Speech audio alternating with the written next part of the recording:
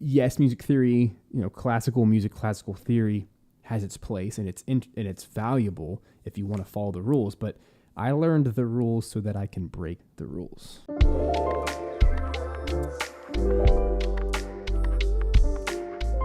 Essentially, all I'm doing here is the whole track has been in A minor, and I'm just playing on a bass pedal, A. So the right hand, I'm doing A minor, B diminished, which is just I'm just playing chords that are in the key of A minor. 1, 2, 3, 4, 5, 6, 7. So literally just in A, what you might call an Aeolian mode, meaning there's no sharp 5. So it's not a classical Baroque harmonic minor. Rather, it's just minor. Very dark. A true Aeolian is quite dark. Versus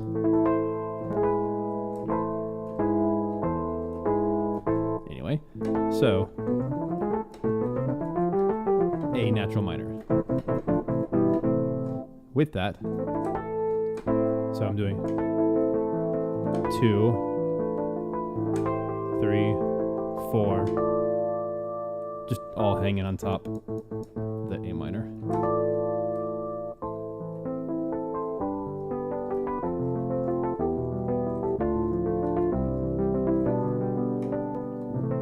All right, nothing out of the ordinary. Then the modulation, out of nowhere, I go to an E flat.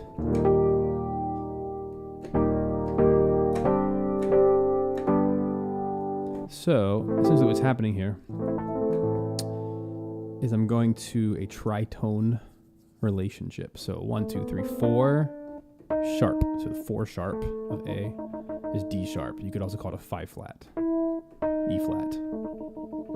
So it's the furthest possible key I could ever go away from A. So it's going to have the most shocking factor. But instead of going to I'm not going to a tritone. It's just going to be the darkest thing I could go to. So instead, I'm going to make it major. It has this really nice, fantasy characteristic. But then I'm not done. I want to resolve it.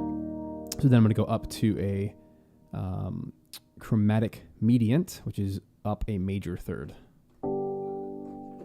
Because you can resolve any chord in the universe by going to the chromatic mediant. Pretty cool, huh? You do the same thing going down. So you go up a third to a G major, or go down E major, E flat major to a C major. It's the coolest way, in my opinion, in video games to resolve. If we're in A minor, and all of a sudden we go to an E flat major, because it's a tritone relationship, and then chromatic mediant.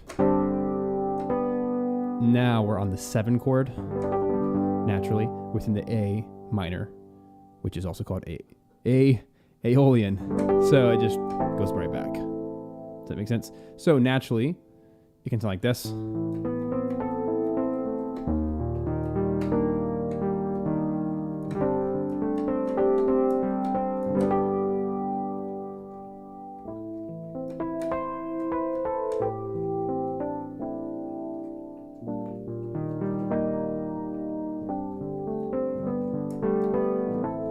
And it can sound like a normal progression, even though it's totally weird, right? So if there's 2 lessons to learn from this today, you can go anywhere. You can literally go to the furthest possible key away from you. So an A minor can go to E flat major, so long as you come back to something that is in the key, and then you can bring it back. So yes, music theory, classical music, classical theory has its place, and it's valuable if you want to follow the rules. But I learned the rules so that I can break the rules. And this is exactly what it's all about. Video game music is the king of breaking the rules. No one, as long as it sounds good, and you can always go crazy far away from home, therefore being super dramatic, and then you can bring it back. So here it is in context if you want to hear it. I didn't just go straight from the A minor to the E flat major. I did an E flat. I did what's called a polytonality or bitonality, which is where you take multiple chords and stack them on top of each other. So instead of just doing A minor to the tritone, which is E flat, I put one chord in between them to connect it a little bit smoother. I did a F minor 7. So what are we doing? We're introducing 2 flats to help us, because remember, A minor has no flats, has no black notes. So I'm introducing the in-between zone, because E flat major has 4 flats. I'm sorry, 3. My bad, 3. So what's the in-between?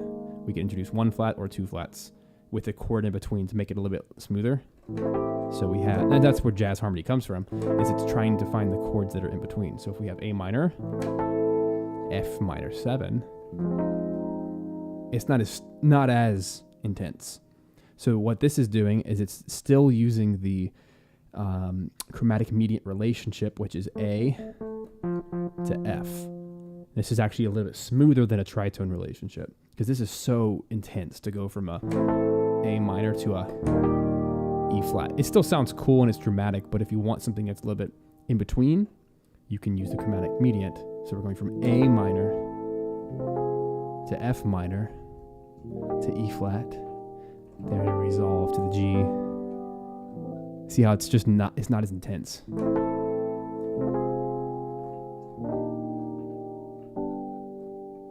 Cool.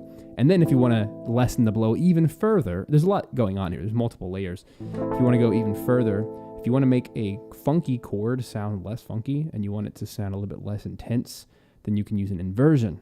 So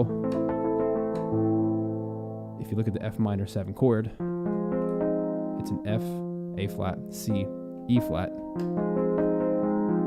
So if you take that E flat and put it on bottom, it's not nearly as intense. And it gets us one step closer.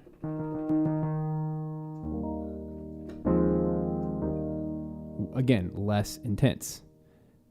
So, final product, A minor,